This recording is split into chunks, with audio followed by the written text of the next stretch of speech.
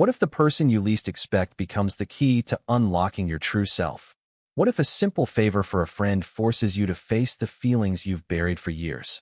And what if that one moment of vulnerability leads to a love that challenges every belief you've held about who you are?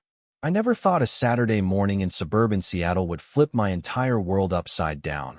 But there I was, toolbox in hand, pulling up to Brody's house on a bright April day. The sky was that perfect Pacific Northwest blue, the kind that makes everything feel possible until it doesn't. Brody's text had come in early. "Dude, the truck's coughing again. You free? Shop wants $400 I don't have." We had been tight since high school, the kind of friends who didn't need to explain much. He was the loud, easygoing one with the big laugh and the varsity jacket attitude that never really faded.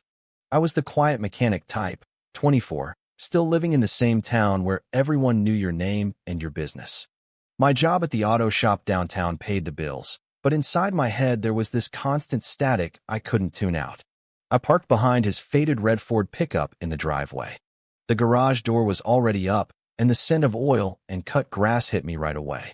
Brody waved from the porch, grinning like always. "Ryan, you're a lifesaver. Uncle Elias is crashing here for a few weeks. He offered to help if you need extra hands." I shrugged it off. I'd heard the name Elias before, Brody's dad's older brother, the one who left town years ago after some messy divorce and never really came back. Mysterious, Brody called him once, like it was a joke. I grabbed my tools and stepped inside the garage. There he was, bent over the engine bay, sleeves rolled up on a worn flannel shirt. Elias looked up, and the first thing I noticed was how steady his gaze felt. He was taller than I expected, maybe 6'2", with salt and pepper hair cut short, a trimmed beard, and eyes the color of strong coffee. At 42, he carried himself like someone who had seen enough life to stop pretending. "You must be Ryan," he said, voice low and calm, the kind that didn't rush anything. "Brody talks about you like you're the only guy who can keep that old truck alive." "I'm Elias. Nice to meet you." His handshake was firm, warm, nothing flashy, but it lingered just a second longer than most. We got to work right away. The problem was simple, bad spark plugs and a slipping belt, nothing I hadn't fixed 100 times. As we passed tools back and forth, the conversation started easy. He asked about my job, how long I'd been turning wrenches, what I did for fun. I told him the truth, nothing special, just trying to save up for maybe a place of my own one day. He nodded like he got it. Then he shared a little about Portland, the city he had called home for the last decade, the construction job that kept him busy, the way the rain there felt different from here. Brody popped in once to drop off cold sodas, cracked a joke about us being the dream team, then disappeared back inside to watch the game. Alone again, the garage felt quieter. Elias wiped grease from his hands and looked at me sideways. "You have that focused look, Ryan. Like you're thinking about more than just the engine." I laughed it off, but something in his tone made my stomach tighten. By the time we buttoned everything up, the sun was high and warm, and I realized I hadn't wanted the morning to end. Elias clapped me on the shoulder. "Good work, kid. You ever need anything, I'm around." His smile was genuine, and for the first time in years the static in my head went quiet for a minute. I drove home that afternoon wondering why one stranger's voice had settled so deep under my skin. The next weekend Brody called again, this time just to hang out, but Elias was still there when I showed up. We ended up in the backyard, beers in hand, talking about everything and nothing. Elias told stories about traveling up the coast when he was younger, the small towns, the people he met. There was a softness in his voice when he mentioned his ex-wife, how they had tried for years to make it work until they both admitted it wasn't right. "Sometimes you realize the life you built was for everyone else," he said quietly, eyes on the horizon where the mountains met the clouds. I didn't know what to say, so I just listened. That night I lay in bed replaying his words. My own life felt like that sometimes. The dates with girls that never clicked, the jokes I laughed at but didn't feel, the way I changed the subject when my parents asked when I was going to settle down with someone nice. Monday at the shop, I caught myself staring at the calendar, counting days until I could swing by Brody's again. When I did, Elias was waiting in the garage like he knew I would come. We tinkered with an old radio he wanted to fix for Brody's mom. The conversation turned personal without either of us forcing it. He asked if I had ever felt stuck, like the version of me everyone saw wasn't the whole picture. I hesitated, then admitted I had. He didn't push, just nodded and said, I was 35 before I stopped lying to myself. Took losing everything to finally breathe. His honesty hit like a quiet thunderclap. I drove home that evening with my hands shaking on the wheel. For the first time, I let myself think the word I had avoided my whole life. Gay. It sat there in the silence of the car, terrifying and strangely freeing. Elias hadn't said it outright, but the way he looked at me when he spoke made me feel seen in a way no one else ever had. Summer crept in, and the visits became routine. Brody was busy with his new job at the warehouse, so Elias and I spent more time alone, taking the truck for test drives up the mountain roads, grabbing coffee at the little diner on the edge of town. One afternoon we pulled over at the lookout point where the whole valley spread out below us, green and endless.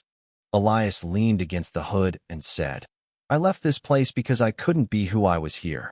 Family, friends, the whole town had expectations. But running didn't fix the inside stuff. I asked him what finally changed. He smiled, small and sad. Meeting someone who made pretending impossible. The air between us felt thick. I wanted to ask who that someone was, but I couldn't. Instead, I told him about the girl I had tried to love in college, how kind she was, and how guilty I felt when it ended. He listened without judgment, then reached over and squeezed my shoulder. You're not broken, Ryan. You're just waking up. That touch stayed with me for days. At home, my parents noticed I was quieter. My dad asked if work was stressing me out. I said yes because it was easier than saying the truth was walking around in flannel and speaking in that calm voice that made everything feel possible. Brody started teasing me about spending so much time with his uncle. You two are like an old married couple fixing stuff, he joked one night at the bar. I laughed, but inside panic flickered. Elias and I never crossed any line.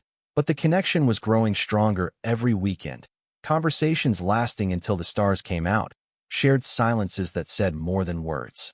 I started to imagine what life could look like if I stopped hiding. Then everything cracked open. It was a humid July evening when Brody walked into the garage while Elias and I were laughing over a story about my first failed oil change. Brody stopped, looked between us, and something in his face changed. Later he pulled me aside. Dude. What's going on with you and Uncle Elias? You barely hang with me anymore. I tried to explain it was just friendship, but the words felt hollow. That night Elias called me, voice steady but tired. Brody asked me some questions. I didn't lie to him, Ryan. I told him I've been gay since I can remember and that I care about you. My stomach dropped. Brody texted the next day, short and confused. Need time. This is weird. The silence from my best friend hurt more than I expected. At work, I messed up a simple break job because my mind was elsewhere. My parents sensed the shift too. When I skipped Sunday dinner, they called, worried. I couldn't tell them the real reason I was pulling away. Elias came over to my apartment that Friday with takeout and no pressure. We sat on the couch, and he said, I know this is scary. I lived it. But you don't have to carry it alone. His hand rested near mine, not touching, just there. For the first time, I let myself cry in front of someone. The weight of years of pretending poured out, and he just listened. The confrontation with my family came 2 weeks later.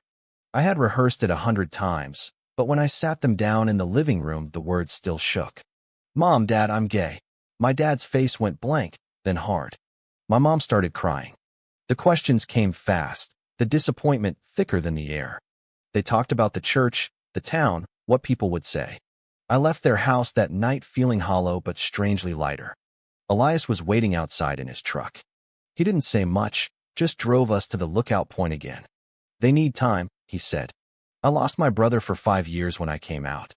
Some people come back. We sat there until the sun rose, talking about the future, about maybe moving to Portland together, about building something real without hiding. Brody showed up at my door a few days later, eyes red. I was an idiot. I thought he was using you. But seeing how you look at each other, I get it now. I'm sorry. The three of us sat in the garage that afternoon like old times, but everything had shifted. Elias had quietly told his own family he was staying in Seattle for good, sacrificing the life he had built in Portland because he saw something worth staying for. The sacrifice wasn't loud. It was in the way he looked at me and said, You're home now. Fall painted the trees gold, and life started to feel steady again. I moved into a small place closer to the city with help from Elias. Brody came over most weekends, cracking jokes like nothing had changed, and slowly my parents started texting, small steps toward understanding. Elias and I never rushed anything. Our connection grew in quiet ways, long drives, shared meals, the way he would rest his hand on my back when the world felt heavy. One crisp evening at the same lookout point, he turned to me and said, "I don't need labels or big declarations. I just need you to know I'm here for all of it, the good and the hard." I kissed him then, soft and sure, the first time I had ever kissed someone, and felt completely myself. The world didn't end. The town didn't fall apart. We just kept living, working, loving in the way that felt right. Brody stood beside us at the little gathering we held when I finally told the rest of our friends. Elias smiled at me across the room, and I knew the boy who once hid in the static was gone. In his place was a man who had learned that the bravest thing wasn't pretending. It was choosing to love out loud, one honest day at a time. In the end, this journey taught me that the most powerful turning points often arrive disguised as ordinary favors. What feels like a simple car repair can quietly open the door to the life you were always meant to live. The real lesson is this: hiding who you are only borrows time from your own happiness. When you finally choose truth, even if it costs friendships or family approval at first, you gain something unbreakable, a version of yourself that can love deeply and without shame. Be patient with those who struggle to understand, but never wait for their permission to become whole. The heart always knows the way home.